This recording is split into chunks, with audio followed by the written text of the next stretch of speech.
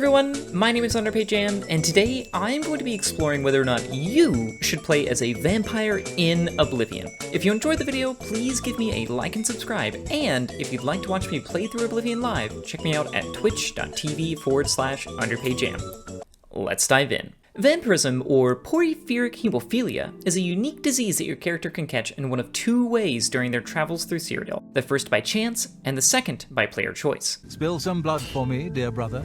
Every time you enter into combat with a vampire, you run the risk of contracting the illness. Even if you have 100% resist disease effects applied to your character, you can still contract vampirism. So the only way to guarantee that you'll never contract the disease is to fully abstain from having any contact with a vampire, which is likely never going to happen. Once contracted, you have a 72-hour time slot where you can cure the disease, either by eating mandrake root or shepherd's pie, taking a cure disease potion or casting a cure disease spell, or by receiving an altar blessing from any one of the chapels scattered across Cyrodiil.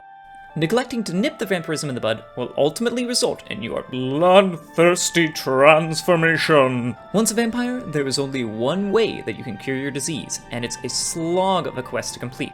Now that you know what it takes to become a vampire, should you actually play as one in Oblivion? In my humble opinion, being a vampire in Oblivion is amazing. Right off the bat, vampirism comes with a litany of pros, ultimately resulting in your character becoming a boosted badass. For starters, despite your level of vampirism, you gain 100% resistance to both disease and paralysis. While there are few enemies that actually use paralyzed spells or weapons, it's still nice to have.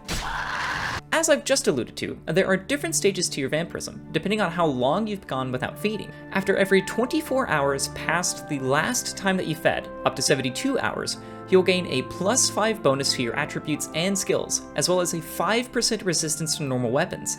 With each of the 4 levels of vampirism, you'll gain a new unique ability that can be cast once a day. Whether you wait 24 hours or you fully commit to being a vampire at 72+ hours without feeding, your character can become incredibly powerful. Now, with every pro also comes a con, so let's take a look at these and determine whether becoming a vampire is right for you. As you now know, the longer you wait without feeding, the stronger your character gets. At the same time, the longer you wait, the more susceptible they become to sun damage.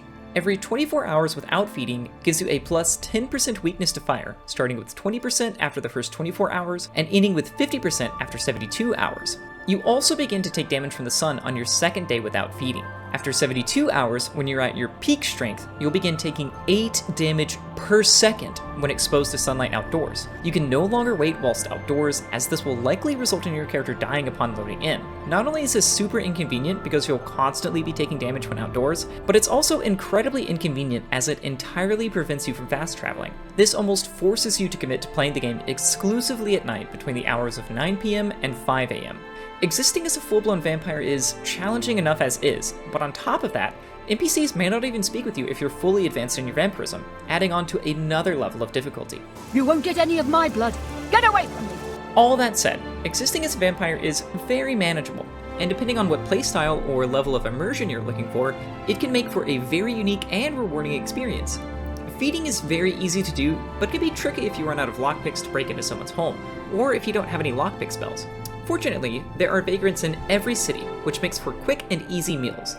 Not only that, but the serious side effects of being a vampire, i.e. taking damage from the sun, don't begin applying until your first full day of not feeding. So, should you play as a vampire in Oblivion? In my opinion, I'd say give it a go. If you're new to Oblivion and you want to experience this extra layer of challenge and immersion, don't fight that feeling and accept vampirism into your life. For seasoned Oblivion vets who are looking for a new way to experience the game, give vampirism a go. And for folks who love role-playing and really diving into the story of your character, I'd also recommend playing as a vampire if it ever comes down to it. The pros for me far outweigh the cons, and managing your vampirism isn't too difficult. Knowing all of this, I'd highly recommend playing as a vampire in Oblivion. Thank you so much for watching. If you enjoyed this video, please like and subscribe for more Elder Scrolls content, and comment below your favorite Oblivion vampire stories.